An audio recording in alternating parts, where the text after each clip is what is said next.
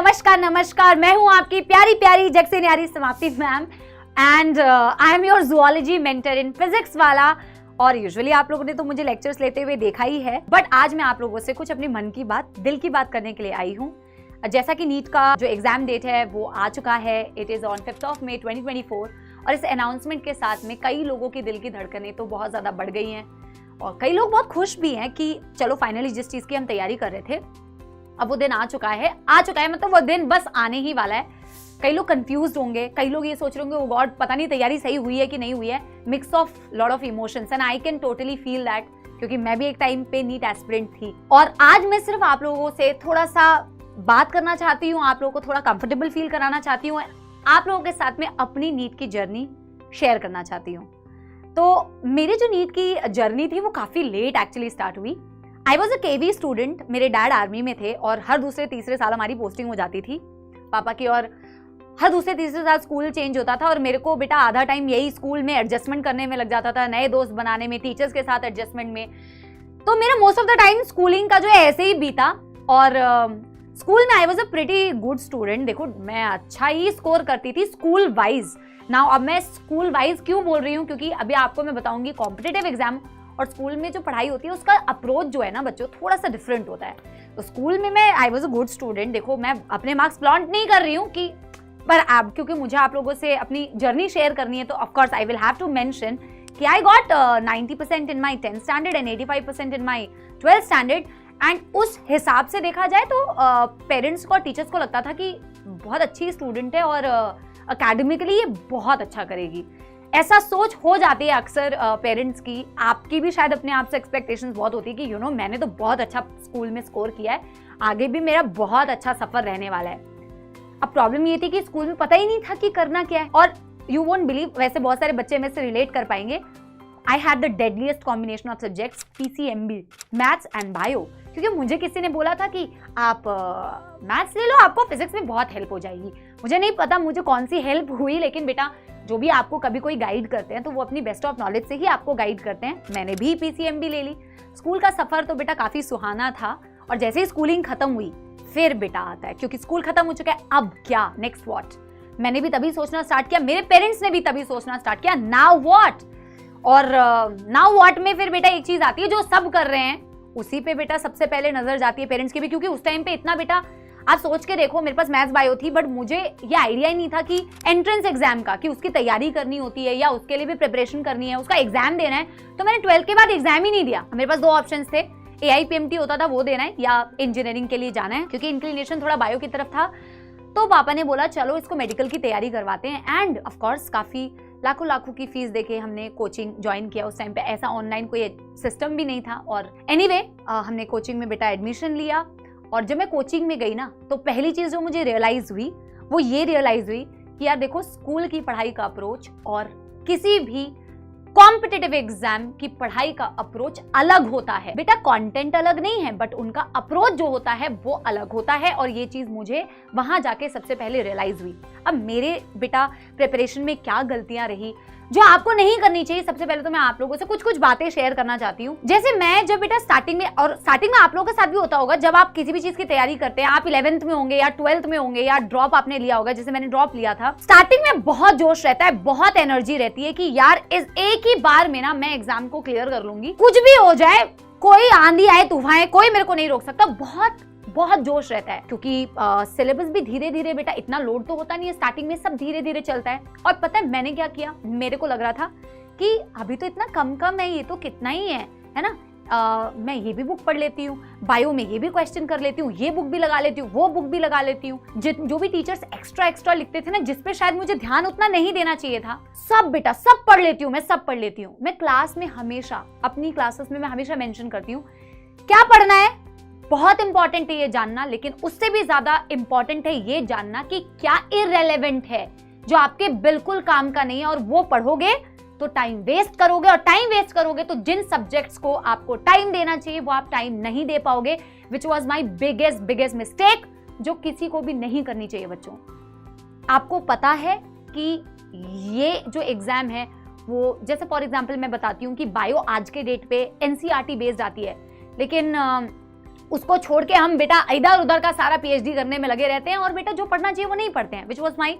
First biggest mistake. Number 2, जब paper होता था, पेपर मैं देती थी, हालांकि मैं सारे पेपर देती थी, बट जब मेरे से कोई क्वेश्चन गलत हो जाते थे या जब मैं कोई क्वेश्चन बेटा लगा रही हूँ फिजिक्स केमिस्ट्री का और मेरे से नहीं लग रहा है, तो मेरा क्या बेटा एटीट्यूड होना चाहिए था कि मेरे को जाके सर से पूछना चाहिए, मैम से पूछना चाहिए। अब मेरे को लगता था बेटा बहुत डर, मुझे लगता था मैं जाके पूछूंगी ना तो सर मुझसे दोबारा घुमा के 2 क्वेश्चन पूछेंगे, मेरी इंसल्ट हो जाएगी। बेटा ये कौन सी इंसल्ट है, मतलब मैंने इस अपनी इज्जत बचाने के चक्कर में पता नहीं मैंने अपना कितना बड़ा नुकसान किया। अगर आप कोई मिस्टेक्स करते हो और वो मिस्टेक्स के बाद बेटा आपको पता ही नहीं चलता कि उसका करेक्ट सोल्यूशन क्या है, तो बेटा आप ना पीछे होते जा रहे हो, which was another big mistakes. और इसके साथ शायद मैंने और भी कुछ गलतियां की होंगी, बट एक चीज जो मैं मानती हूँ कि मैंने किया, दैट वॉज एफर्ट्स। मैंने मेहनत की बच्चों, लेकिन वही कहावत है ना यार कि मेहनत अगर बेटा मेहनत करने का डायरेक्शन अगर सही ना हो, और गधों वाली मेहनत कहते हैं ना, अगर वो करो बेटा तो आपका जो रिजल्ट होता है ना वो भी फ्रूटफुल नहीं आता है, और शायद ऐसा ही कुछ मेरे साथ हुआ। एनीवे, मैंने अपना पहला AIPMT दिया एंड मेरा सिलेक्शन नहीं हुआ।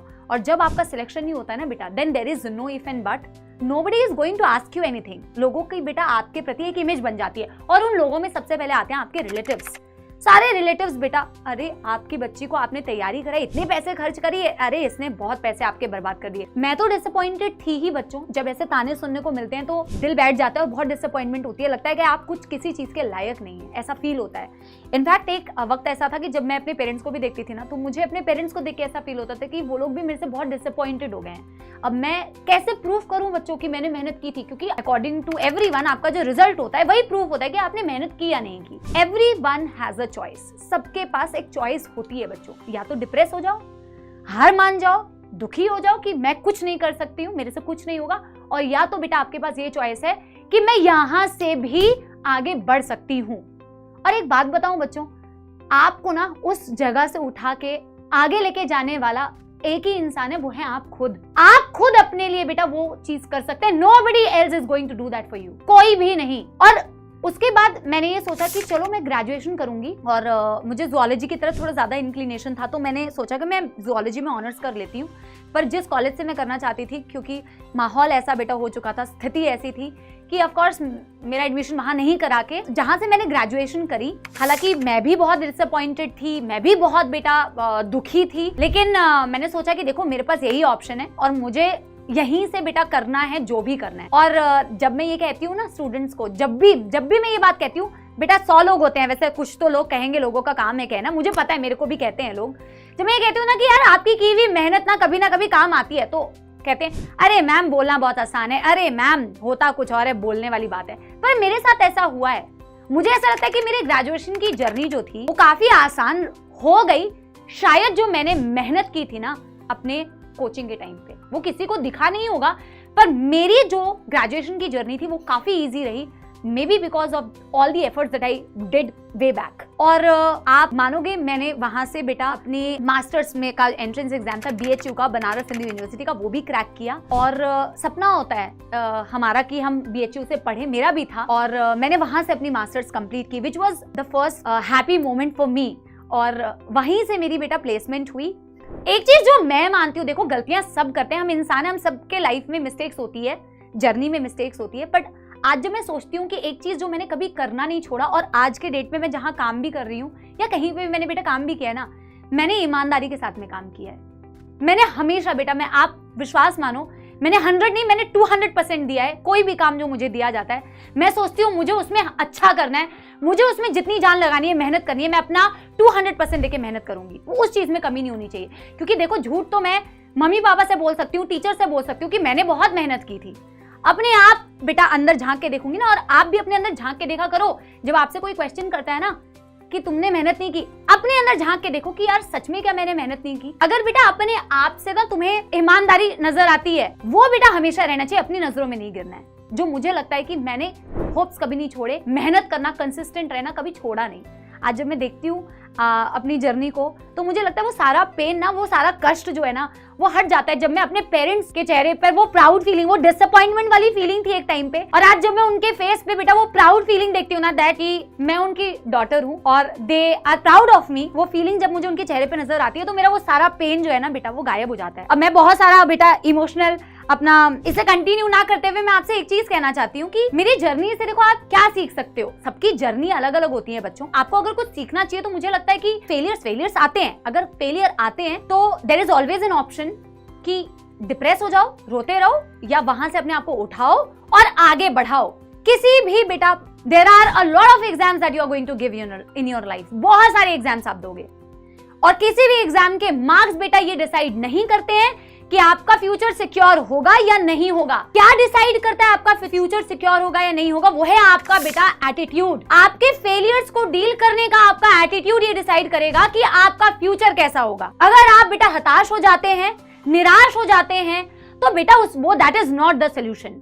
अपने आप को वहां से बेटा खुद उठाओ और आगे बढ़ाओ और कहो कि मैं इस लायक हूं और मैं ये कर सकता हूं, मैं ये कर सकती हूं। There is no one बेटा who is going to help you. It is only you yourself. अपने लिए मेहनत करो, ईमानदार रहो। ईमानदारी से की हुई कोशिश बेटा कभी जाया नहीं होती। मैं अपनी जर्नी से सच्ची दिल से आपसे ये बात बेटा कह सकती हूँ। हम सबकी जर्नी बच्चों अलग अलग होती है, मेरी जर्नी अलग है, शायद आपकी जर्नी अलग होगी, सबकी जर्नी अलग होती है, बट एक चीज बेटा चेंज नहीं होना चाहिए, वो है आपके एफर्ट्स और आपकी डेस्टिनेशन। ठीक है, आपकी ईमानदारी बेटा 100% होनी चाहिए और बढ़िया लगे रहो बच्चों। जो काम आपको दिया जाए मन लगा के उस चीज को करो, कभी हिम्मत मत हारना बच्चों। ठीक है, and lots of love to all of you. बहुत सारी blessings, all the very best. Thank you.